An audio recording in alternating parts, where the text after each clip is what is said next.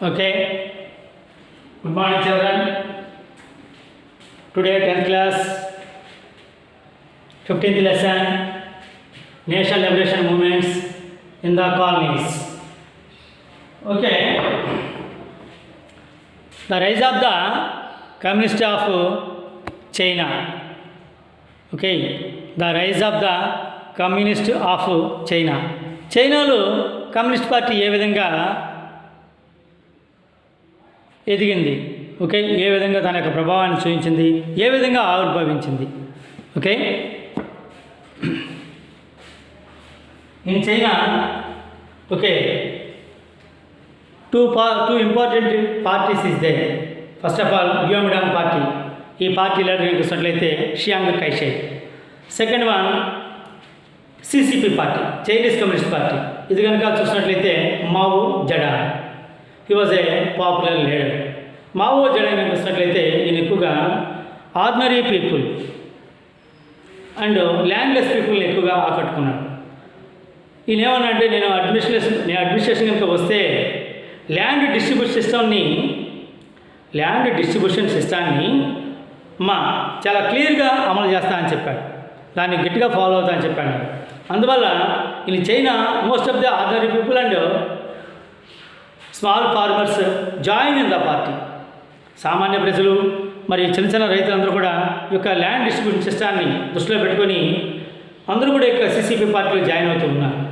దీనికి వ్యతిరేకంగా కనుక చూసినట్లయితే గ్యోమిడాంగ్ పార్టీ వాళ్ళు వీళ్ళ మీద ఫైట్ చేయడానికి సిద్ధమయ్యారు.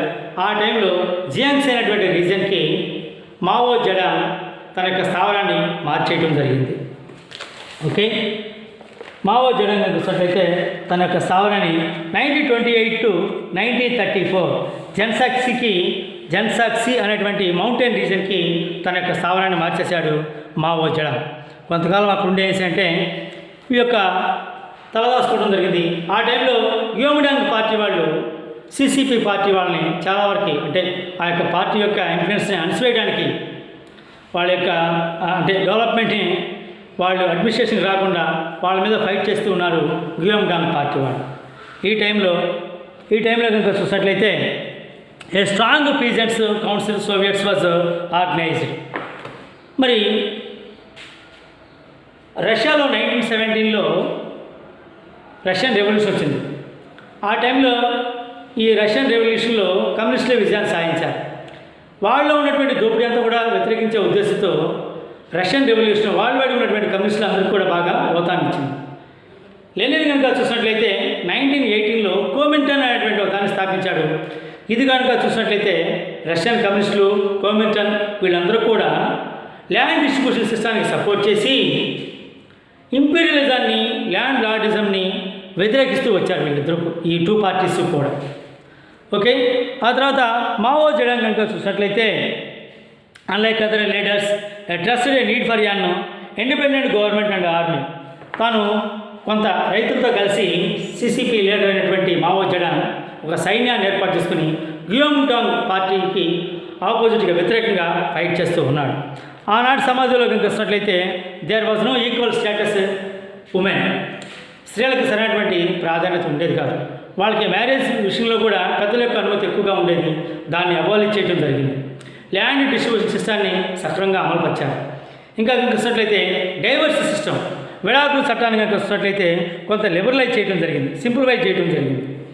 Okay, the rural women's associations promulgated a new marriage law the forward arrange the marriages. కొత్త వివాహ చట్టాన్ని రూపొందించారు. పెద్దలు పెళ్ళిళ్ళు నిర్ణయించినటువంటి పెళ్ళిళ్ళు వాటిని డిపెండ్ అవ్వాల్సిన పని లేదు.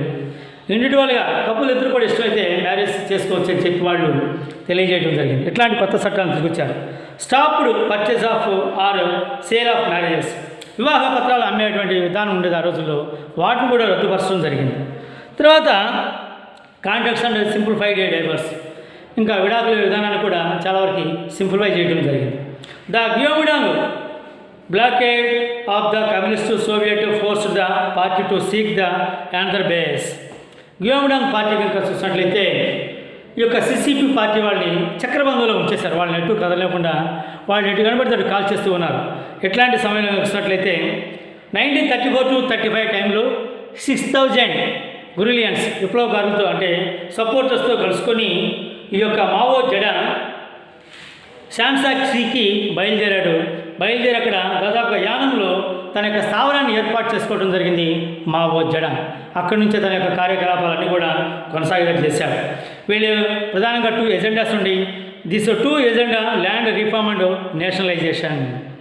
ఓకే, ఒకటి భూ సంస్కరణలు ప్రవేశపెట్టాలని, నేషనలైజేషన్ ప్రజలందరూ కూడా చూసినట్లయితే జాతీయతా భావాలు పెళ్ళుకాలని, ఇంకా own them a strong social base. ఇవి కనుక వచ్చినట్లయితే సంఘంలో ప్రధానమైన పునాదులుగా ఇవే ఉండాలని చెప్పి వాళ్ళు ఈ యొక్క పార్టీని డెవలప్ చేస్తూ వచ్చారు. ఓకే, తర్వాత Japan attack occupied much of the China between 1937 to 1945.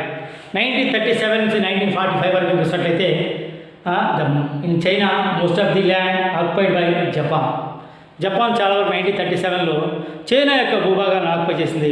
అది 1945 వరకు కూడా జపాన్ యొక్క అండర్లోనే ఉండేది. జపాన్ ఏం చేస్తుందంటే చైనా భూభాగాన్ని ఆక్యుపై చేసేసి వాళ్ళని చాలా క్రూరంగా హింసిస్తూ ఉండేవాళ్ళు. సైనిక పాలన ప్రవేశపెట్టారు, డిక్టేటర్షిప్ అడ్మినిస్ట్రేషన్ ఏర్పాటు చేశారు. In this they try to impose a barbaric colonial militaristic rule over China. Military ప్రభుత్వాన్ని ఏర్పాటు చేశారు. దోపిడీ విధానాన్ని బాగా అక్కడ అనుసరించడం జరిగింది చైనాలో చూసినట్లయితే జపాన్ వాళ్ళు.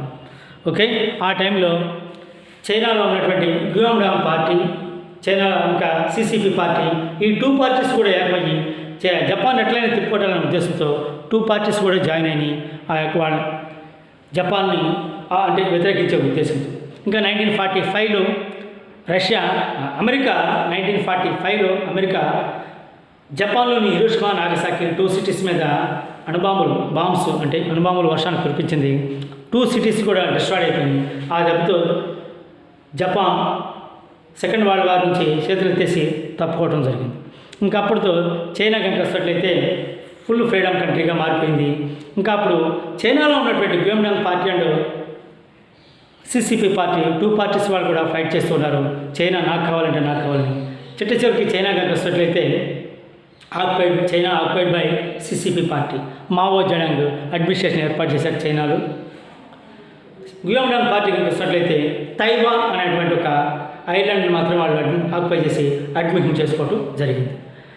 గ్యూయాండాంగ్ పార్టీ తైవాన్లో పరిపాలన ఏర్పాటు చేస్తే సిసిపి పార్టీ చైనాలో అడ్మినిస్ట్రేషన్ ఏర్పాటు చేయడం జరిగింది. ఓకే, ఈ విధంగా 1949లో కనుక వస్తున్నట్లయితే the people republic of China government was established in 1949. China 1949లో చైనా గణతంత్ర రాజ్యంగా అవతరించడం జరిగింది. ఆ తర్వాత ఎన్నో సోషల్ లెవెల్ సమాజంలో ఉన్నటువంటి ఎన్నో రుగ్మతలను వాళ్ళు పారద్రోగారు. ఆనెస్ట్గా చూసినట్లయితే ల్యాండ్ లార్డిజం దాన్ని అబాలిష్ చేశారు, ల్యాండ్ డిస్ట్రిబ్యూట్ చేయడం జరిగింది. ఆ తర్వాత ఇంపీరియలిజం కూడా అబాలిష్ చేశారు. మోస్ట్ ఆఫ్ ది ల్యాండ్ లార్డ్స్ని 10 to 20 lakhs ల్యాండ్ లార్డ్స్ని చూసినట్లయితే చనిపోయడం జరిగింది. ఈ విధంగా చూసినట్లయితే ఆర్డినరీ పీపుల్ అండ్ పీజెంట్స్ వీళ్ళందరూ కూడా జాయిన్ అయ్యి సిసిపి పార్టీని బాగా స్ట్రెంథన్ చేకూర్చి ఇక్కడ అడ్మినిస్ట్రేషన్ కొనసాగుతూ ఉంది. ఇంకెన్నో స్కూల్స్ని కూడా ఏర్పాటు చేశారు. అందరికీ కూడా ఎడ్యుకేషన్ సిస్టాన్ని కూడా ఈక్వల్ ఎడ్యుకేషన్ సిస్టాన్ని కూడా ఎస్టాబ్లిష్ చేయడం జరిగింది చైనాలో. సిసిపి పార్టీ కనుక చూసినట్లయితే this is the one of the ruling CCP rule gradually establish single party rule. ఇక్కడ ఒకే ఒక పార్టీ ఉంది సిసిపి పార్టీ, అదే అడ్మినిస్ట్రేషన్ చేస్తూ ఉంది. సిసిపి పార్టీ లీడర్ కనుక చూసినట్లయితే చైనాలో చైర్మన్ అని అంటారు. దీనికి ఎక్కువ అధికారాన్ని కూడా ఇవ్వడం జరిగింది. రిమైనింగ్ పార్టీస్ అన్నీ కనుక చూసినట్లయితే the opposition activities were deserved. మిగతా పార్టీలన్నీ కూడా కనుక చూసినట్లయితే చివరికి అంటే అంతమొందించబడ్డాయి. Okay, next class.